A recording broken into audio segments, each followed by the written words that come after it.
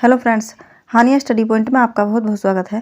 Friends, आज की इस क्लास में हम बिहार शिक्षक भर्ती 3.0 री एग्जाम 2024 के लिए हिंदी का प्रैक्टिस सेट सोल्व करेंगे। जो बिहार शिक्षक भर्ती 6 से 8, 9 से 10 और 11 से 12 के लिए जो हिंदी सब्जेक्ट की तैयारी कर रहे हैं उनके लिए काफ़ी महत्वपूर्ण है। तो आइए बढ़ते हैं क्लास की तरफ। इससे पहले अगर आप चैनल पर नए हैं तो चैनल को सब्सक्राइब करें और अगर सब्सक्राइब कर रखा है तो वीडियो को लाइक और शेयर जरूर करें। फ्रेंड्स, ये क्लास नंबर 9 है। 8 क्लासेस हमने इससे पहले चैनल पर अपलोड कर दी हैं, आप उन्हें जाकर देख सकते हैं। तो आइए बढ़ते हैं और देखते हैं प्रश्न नंबर 1। प्रश्न नंबर 1 है, छायावादी प्रवृत्ति की रचना सबसे पहले दिखाई पड़ी मुकुटधर पांडे की रचनाओं में, सुमित्रा नंदन पंत की कविताओं में, सूर्यकांत त्रिपाठी निराला में या श्रीधर पाठक में। छायावादी प्रवृत्ति की रचना सबसे पहले दिखाई पड़ी। इसका राइट आंसर होगा मुकुटधर पांडे जी की रचनाओं में। ये राइट आंसर होगा। प्रश्न नंबर 2 देखते हैं, अपेक्षा पत्रिका के संपादक कौन है? तेज सिंह, पंकज बिष्ट, जयप्रकाश करदम या अशोक मिश्र।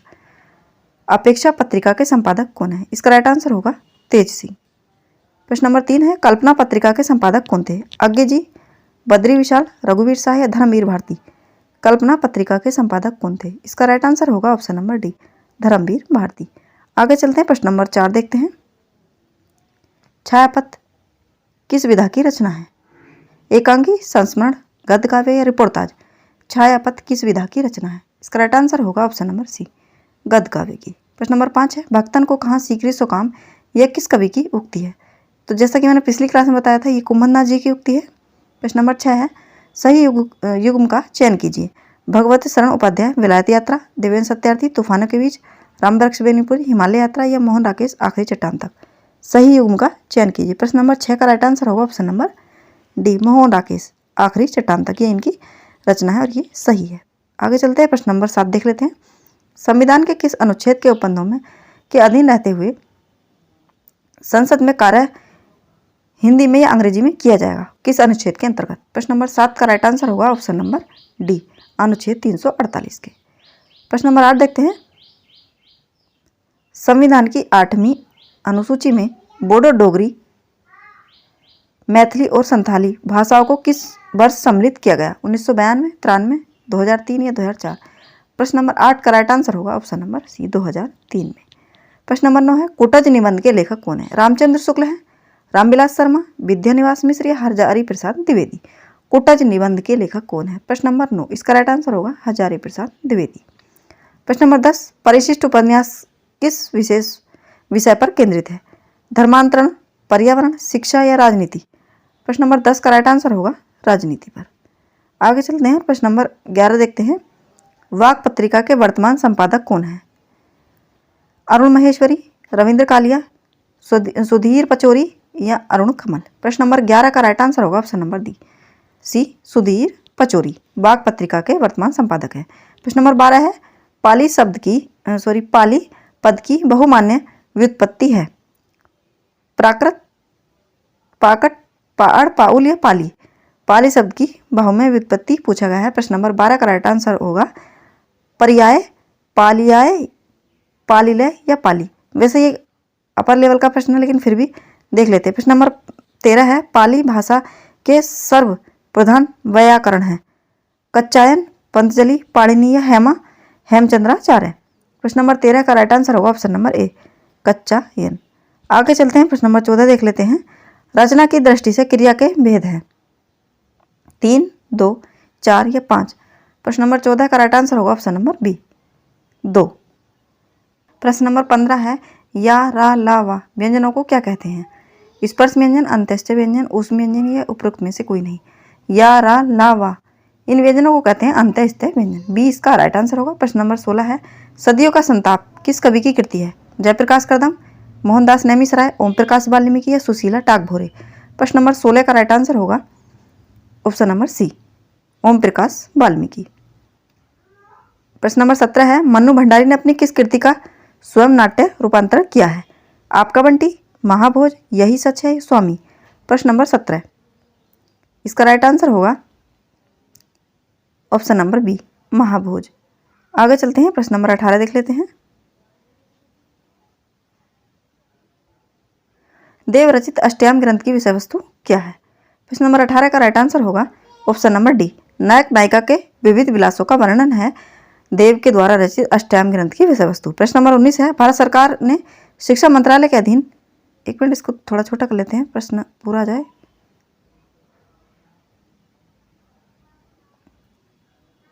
प्रश्न नंबर 19 है, भारत सरकार ने के शिक्षा मंत्रालय के अधीन वैज्ञानिक और तकनीकी शब्दावली आयोग की स्थापना किस सन में हुई थी? 1960 में, 61 में, 62 में या 63 में? प्रश्न नंबर 19 का राइट आंसर होगा ऑप्शन नंबर बी, 1961 में। आगे चलते हैं, प्रश्न नंबर 20 देख लेते हैं। प्रश्न नंबर 20 है, लाठी शब्द का अर्थ सहारा अर्थ विकास की किस प्रक्रिया के अंतर्गत होता है? अथापकर्ष, अथोत्कर्ष, मूर्तिकरण या अमूर्तिकरण? प्रश्न नंबर 20, इसका राइट आंसर होगा ऑप्शन नंबर डी, अमूर्तिकरण। आगे चलते हैं, प्रश्न नंबर 21 देख लेते हैं। डॉक्टर धीरेन्द्र वर्मा ने वैदिक ध्वनियों की संख्या मानी है? 13 स्वर 39 व्यंजन बराबर 52, 12 स्वर 34 व्यंजन 46। धीरेन्द्र वर्मा के द्वारा ध्वनियों की संख्या इसमें पूछी गई है प्रश्न नंबर 21 में। इसका राइट आंसर होगा 13 स्वर 39 व्यंजन, कुल टोटल मिलाकर 52। प्रश्न नंबर 22 देखते हैं, अकाल में सारस किस कवि का कविता संग्रह है? चंद्रकांत देवताले, उदय प्रकाश, केदारनाथ सिंह या राजेश जोशी? प्रश्न नंबर 22, इसका राइट आंसर होगा option number C, Kedarnath Singh अकाल में सारस कविता संग्रह के लेखक है। प्रश्न नंबर 23 है, हिंदी का पहला समाचार पत्र उत्तरन मार्टन प्रकाशित हुआ सन 1940 1840 में, 26 में, 30 में या 44 में? प्रश्न नंबर 23 का राइट आंसर होगा 1826 में, कलकत्ता से प्रकाशित हुआ। प्रश्न नंबर 24 है, आचार्य रामचंद्र शुक्ल ने एडविन अर्नल्ड के आख्यान काव्य लाइट ऑफ एशिया का बुद्ध चरित नाम से किस भाषा में अनुवाद किया? खड़ी बोली में, अवधी में, ब्रज भाषा में या इनमें से कोई नहीं? प्रश्न नंबर 24, इसका राइट आंसर होगा ऑप्शन नंबर सी, ब्रज भाषा में। प्रश्न नंबर 25 देखते हैं, हंस पत्रिका का प्रकाशन कहाँ से हुआ था? मुंबई, बनारस, दिल्ली या जयपुर? प्रश्न नंबर 25 का राइट आंसर होगा ऑप्शन नंबर बी, हंस पत्रिका का प्रकाशन जो है वो बनारस से हुआ था। प्रश्न नंबर 26 है, पद्मावत के कुल सर्गों, इसके सर्गों को खंड कहा जाता है, उनकी संख्या कितनी है? 57, 56, 55 या 54? प्रश्न नंबर 26 का राइट आंसर होगा 57। पद्मावत में कुल 57 सर्ग हैं। आगे चलते हैं, प्रश्न नंबर 27 है, ब्रजभाषा हेतु ब्रजबास ही न अनुमानो ऐसे ऐसे कबिन की बानी हूँ सो जानिए, ये किस कवि की उक्ति है? भारतेंदु की, भिखारीदास की, देव की या पद्माकर की? प्रश्न नंबर 27, इसका राइट आंसर होगा 27 का बी, भिखारीदास की। आगे चलते हैं और प्रश्न नंबर 28 देख लेते हैं, बोलगा से गंगा विधा की दृष्टि से क्या है? नाटक है, कथा है, निबंध संग्रह है, यात्रा संस्मरण है? प्रश्न नंबर 28 का राइट आंसर होगा ऑप्शन नंबर बी, बोलगा से गंगा ये कथा संस्मरण है। प्रश्न नंबर 29 देखते हैं, आचार्य रामचंद्र शुक्ल ने किस रचना को ध्वनि काव्य माना है? सूरकृत भ्रमर गीत को, सूरकृत सूरसागर को, सूरसारावली को या साहित्य लहरी को? प्रश्न नंबर 29, इसका राइट आंसर होगा ऑप्शन नंबर ए, सूरकृत भ्रमर गीत को। प्रश्न नंबर 30 देखते हैं, झोपड़ी से राजभवन तक के लेखक कौन है? नैमिल राय, माता प्रसाद, कमल भारती या सूरजपाल चौहान? प्रश्न नंबर 30, इसका राइट आंसर होगा option number B, Mata Prasad. आगे चलते हैं, प्रश्न नंबर 31 देखते हैं, राजभाषा नियम 1976 में कुल कितने नियम हैं? 10, 11, 12 या 13? प्रश्न नंबर 31 का राइट आंसर होगा ऑप्शन नंबर सी, 12। प्रश्न नंबर 32 है, उच्चतम न्यायालय उच्च न्यायालयों में अधिनियमों, विधेयकों आदि के लिए प्रयोग की जाने वाली भाषा का उल्लेख संविधान के किस अनुच्छेद में है? अनुच्छेद 346, अनुच्छेद 345, अनुच्छेद 347, अनुच्छेद 348? प्रश्न नंबर 32, इसका राइट आंसर होगा ऑप्शन नंबर डी, अनुच्छेद 348। आगे चलते हैं, प्रश्न नंबर 33 देखते हैं, हिंदी की वैज्ञानिक एवं तकनीकी शब्दावली के निर्माण हेतु संस्कृत शब्दों को प्राथमिकता देते हुए उपयोगी शब्द ग्रहण किए जाते हैं? हिंदी भाषा से, मराठी भाषा से, बंगला से या सभी मान्यता प्राप्त भारतीय भाषाओं से? प्रश्न नंबर 33, इसका राइट आंसर होगा सभी मान्यता प्राप्त भारतीय भाषाओं से। प्रश्न नंबर 34 है, मानक हिंदी व्याकरण में कारक व व्याकरण कोटि है? कार्य संपादित करने वालों की सूचना देती है, संज्ञा सर्वनाम के कार्यवाची प्रकारों को बताती है, उद्देश्य और विधों को पदों को जोड़ती है, संज्ञा अथवा सर्वनाम पद का क्रिया पद से संबंध व्यक्त करती है? प्रश्न नंबर 34, इसका राइट आंसर होगा ऑप्शन नंबर डी, संज्ञा अथवा सर्वनाम पद का क्रियापद से संबंध व्यक्त करती है। प्रश्न नंबर 35 देखते हैं, साक्षात रसमूर्ति किस कवि को कहा गया है? तुलसीदास जी को, सूरदास को, घनानंद को या रसखान को? साक्षात रसमूर्ति। प्रश्न नंबर 35 का राइट आंसर होगा ऑप्शन नंबर सी, घनानंद जी को साक्षात रसमूर्ति कहा जाता है। प्रश्न नंबर 36 है, राघव चेतन का संबंध है रामकथा से, कृष्ण कथा से, संत काव्य से या पद्मावत से? राघव चेतन। इसका राइट आंसर होगा पद्मावत से। आगे चलते हैं, प्रश्न नंबर 37 देखते हैं, कामायनी के आनंदवाद का दार्शनिक आधार क्या है? अद्वैतवाद है, शैवागम है, रहस्यवाद है, विशिष्टाद्वैत है? 37 का राइट आंसर होगा ऑप्शन नंबर बी, शैवागम। प्रश्न नंबर 38 है, बिहारी सत्सई की सुप्रसिद्धि का प्रमुख कारण क्या है? कल्पना की समाहार शक्ति, नायिका भेद वर्णन, प्रतीकों का नपतुला प्रयोग या पिंगल वर्णन? प्रश्न नंबर 38 का राइट आंसर होगा कल्पना की समाहार शक्ति। प्रश्न नंबर 39 है, बूंदी नरेश महाराजा भाव सिंह का आश्रित कवि निम्नलिखित में से कौन सा था? बिहारी, बोधा, मतीराम, ठाकुर? प्रश्न नंबर 39 का राइट आंसर होगा ऑप्शन नंबर सी, मतीराम। आगे चलते हैं और प्रश्न नंबर 40 देखते हैं, कामता प्रसाद गुरु का हिंदी व्याकरण विषय, प्रश्न नंबर 40 है, कामता प्रसाद गुरु का हिंदी व्याकरण विषय ग्रंथ जो नागरी पृष्ठानी सभा काशी से प्रकाशित हुआ था उसका नाम क्या था? हिंदी का सरल व्याकरण, हिंदी का प्रामाणिक व्याकरण, हिंदी व्याकरण या हिंदी का व्यावहारिक व्याकरण? प्रश्न नंबर 40 का राइट आंसर होगा ऑप्शन नंबर सी, हिंदी व्याकरण। प्रश्न नंबर 41 है, देवनागरी लिपि का विकास किस लिपि से हुआ है? खरोष्टी लिपि, कुटिल लिपि, ब्राह्मी लिपि या गुप्त लिपि?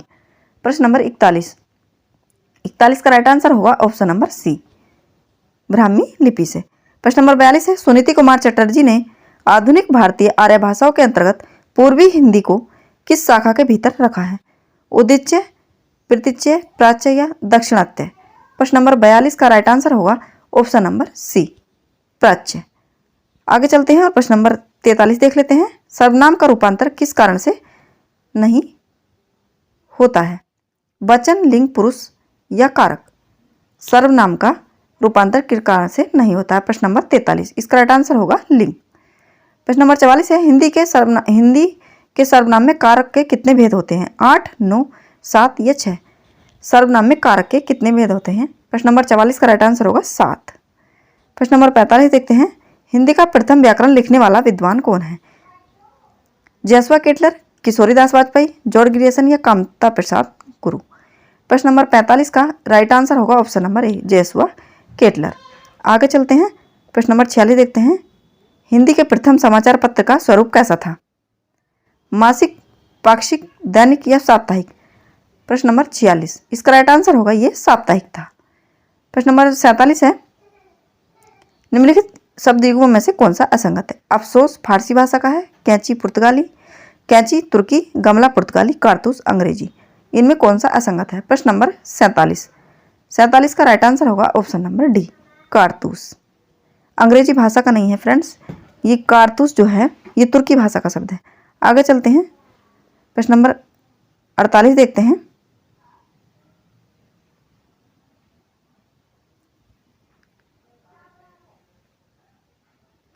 प्रसिद्ध कहानीकार विजयदान देथा की उस कहानी का नाम क्या है जिस पर अनमोल पालेकर ने पहेली नाम से फिल्म बनाई थी? दुविधा, अनेको हिटलर, बनिया का चाकर, साधु की कमाई? प्रश्न नंबर 48, इसका राइट आंसर होगा 48 का ऑप्शन नंबर ए, दुविधा। प्रश्न नंबर 49 है, अपरूप का कवि किसे कहते हैं? जयशंकर प्रसाद को, विद्यापति को, बिहारी को या निराला को? अपरूप का कवि किसे कहते हैं? प्रश्न नंबर 49, इसका राइट आंसर होगा विद्यापति जी को अपरूप का कवि कहा जाता है। प्रश्न नंबर 50 है, भारतेंदु हरिश्चंद्र ने निम्नांकित नाटकों में से कौन सा उनका मौलिक नाटक नहीं वरन अनुदित नाटक है? भारत दुर्दशा, श्री चंद्रावली, रत्नावली या विषयक विस्मोधिम? प्रश्न नंबर 50 का राइट आंसर होगा ऑप्शन नंबर सी, रत्नावली। तो फ्रेंड्स ये थे हमारे 50 प्रश्न। आपको कैसे लगे कमेंट में ज़रूर बताएं और आपने 50 प्रश्नों में से कितना स्कोर किया ये भी कमेंट में ज़रूर बताएं। फ्रेंड्स अगर चैनल पर पहली बार है तो चैनल को सब्सक्राइब करें और वीडियो को लाइक और शेयर जरूर करें। मिलते हैं अगली क्लास में, तब तक के लिए धन्यवाद।